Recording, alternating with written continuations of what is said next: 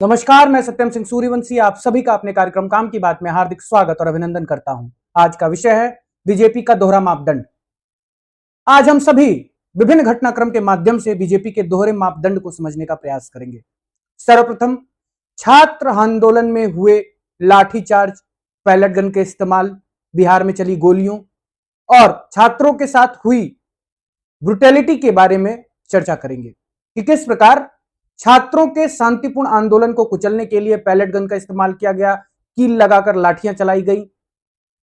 बहुत जगह प्रोटेस्टर्स जो जेनजी बच्चे थे और बच्चियां थी, उनको बुरी तरीके से मारा गया, जेलों में बंद किया गया।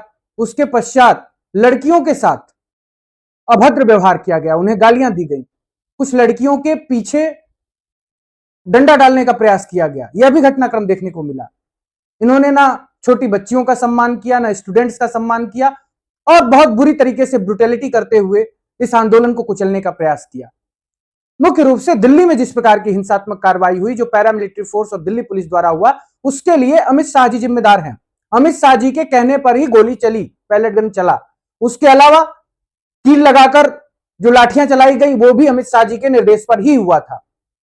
छात्रों के साथ अभद्र व्यवहार भी अमित शाह के निर्देश पे ही दिल्ली में हुआ था और इसके लिए अमित शाह जी ही जिम्मेदार है और कोई जिम्मेदार नहीं है।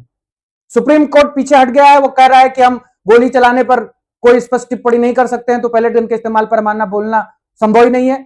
और यह सभी संस्थाओं का हाल है कि सभी संस्थाएं बिकी हुई हैं। जब मामला केंद्र सरकार के गृह मंत्री अमित शाह जी का आता है तो सभी संस्थाएं पीछे हट जाती हैं, क्योंकि वह सभी संस्थाओं के एकमात्र तानाशाह हैं। भारत का गृह वही संभालते हैं, सभी संस्थाएं वही नियंत्रित करते हैं। मोदी तो चेहरे हैं, असली कार्य अमित शाह करते हैं। और जब अमित शाह के द्वारा यह कार्य हुआ है तो उनकी जवाबदेही बनती है, उन्हें जवाब देना चाहिए। और विपक्ष उनसे जवाब नहीं मांग रहा है तो उन्हें जवाबदेही देना पड़ेगा, वही जिम्मेदार हैं। और उनके प्रतिनिधि जितेंद्र जी जो बात कह रहे हैं कि वहां के एसडीएम और डीएम जिम्मेदार हैं, लोकल प्रशासन जिम्मेदार है, अमित शाह जी जिम्मेदार नहीं है गोली चलवाने के लिए या हिंसा के लिए छात्रों पर, तो यह बात बिल्कुल गलत है। क्योंकि यही समाजवादी पार्टी के मुखिया मुलायम सिंह यादव जी को कार सेवकों पर गोली चलाने के लिए दोषी माना जाता है। बीजेपी उनके ऊपर आरोप लगाती है, पूरी समाजवादी पार्टी को घेरती है कि समाजवादी पार्टी ने कार सेवकों पर गोली चलवाया था। लेकिन जब आज अपने ऊपर बात हुई तो अमित शाह जी जिम्मेदारी न लेते हुए प्रशासनिक अधिकारियों को जिम्मेदार ठहरा रहे हैं। और अपने पर जब बात आती है तो यह बिल्कुल मौन हो जाते हैं, संसद छोड़कर भाग जाते हैं। जबकि समाजवादी पार्टी की सरकार में अधिकारी रहे नृपेंद्र मिश्रा, जिन्होंने गोली चलवाई थी, उन्हें श्री राम जन्मभूमि तीर्थ क्षेत्र ट्रस्ट निर्माण समिति का अध्यक्ष बनाकर रखा गया है। बीजेपी उनके बच्चे को एमएलसी बना के रखी हुई है। इससे पता चलता है कि बीजेपी और नृपेंद्र मिश्रा का पुराना संबंध था। नृपेंद्र मिश्रा ने कार सेवकों पर गोलियां चलवाई और यह गोलियां चलवाना बीजेपी के ही षड्यंत्र का हिस्सा था। बीजेपी ने ही षड्यंत्र कर गोलियां चलवाई, इस मुद्दे को गर्म किया, इस मुद्दे के आधार पर समाजवादी पार्टी को दोषी सिद्ध किया, बदनाम किया और सत्ता में आ जा गई है। इसी मुद्दे को उठाकर वो राम मंदिर आंदोलन को उग्र बनाया और उसके आधार पर आज सत्ता में बैठी हुई है। यह बीजेपी आरएसएस की नीति है कि उसके दोहरे मापदंड हर जगह प्रदर्शित होते हैं। आज संसद भवन में पप्पू यादव जी द्वारा एक बहुत अच्छा दृश्य प्रस्तुत किया गया जो राम मंदिर चोरी के प्रकरण को दर्शाता है कि किस प्रकार जो प्रभु श्री राम के सेवक हैं, जो प्रभु श्री राम की धन की रक्षा करने वाले लोग हैं, उन्होंने ही चोरी कर लिया, उन्होंने ही चढ़ावा चोरी, चंदा चोरी किया।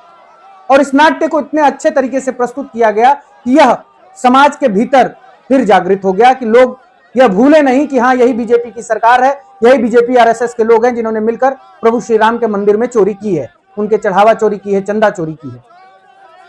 हम इस नाट्य को बहुत सकारात्मक दृष्टिकोण से देखते हैं, लेकिन बीजेपी इसे भगवा का अपमान कह रही है, इसे साधु संतों का अपमान कर रही है। और अयोध्या के वह साधु संत जो विश्व हिंदू परिषद और आरएसएस बीजेपी के चाटुकार हैं, उनके चेले चमचे हैं, वह बयान दे रहे हैं कि यह भगवा का अपमान है, सनातन का अपमान है। तो यह बात बिल्कुल गलत है। यह ना भगवा का अपमान है, ना यह सनातन का अपमान है। यह एक नाट्य प्रस्तुत किया गया है। यहाँ किसी भी प्रकार से किसी भी धर्म का अपमान नहीं हुआ है और साधु संतों का भी कोई अपमान नहीं हुआ है। वैसे भी आजकल साधु संत है ही कौन, साधु के वेश में, संत के वेश में आज हर तरफ कालनेमी ही बैठे हुए हैं, जिन्हें सिर्फ सत्ता का लोभ है, जिन्हें कुर्सी का लोभ है, जिन्हें पद का लोभ है।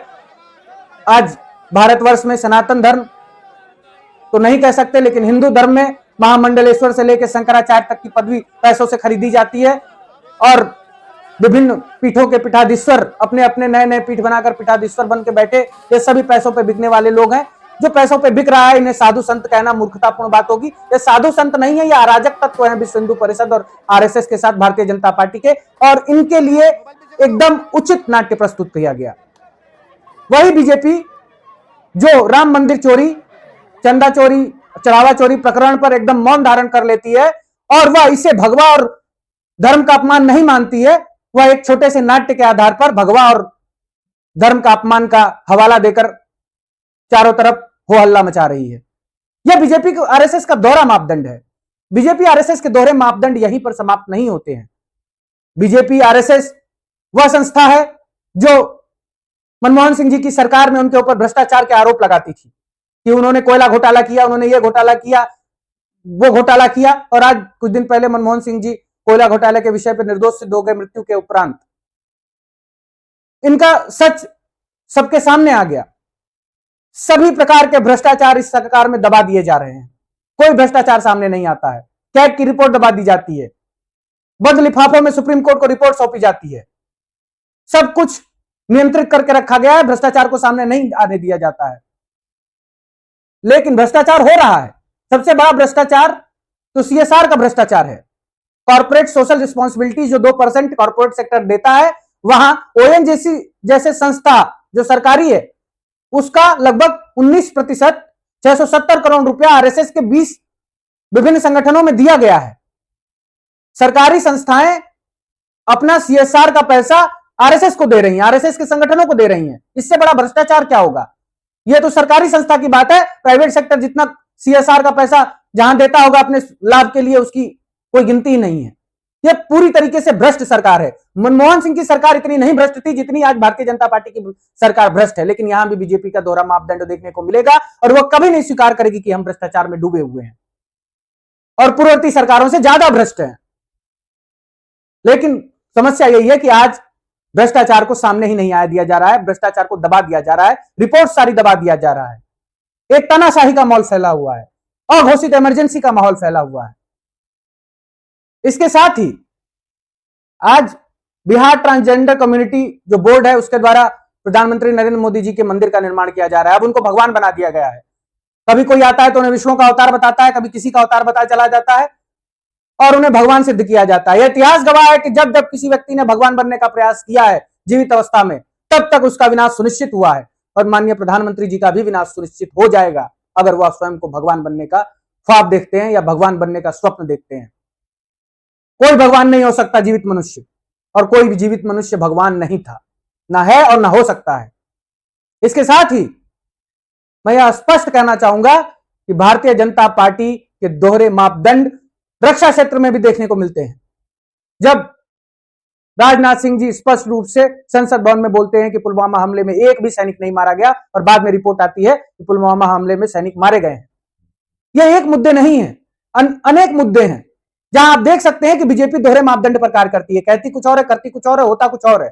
इसीलिए आम जनमानस से आग्रह है, विनम्र निवेदन है कि अपनी अंधभक्ति का पर्दा हटाएं और सत्य को देखने का प्रयास करें कि भारतीय जनता पार्टी की सरकार पूर्ववर्ती सरकारों से झूठी है, पूर्ववर्ती सरकारों की अपेक्षा अधिक भ्रष्ट है, पूर्ववर्ती सरकारों की अपेक्षा दोहरे मापदंड पर कार्य करती है।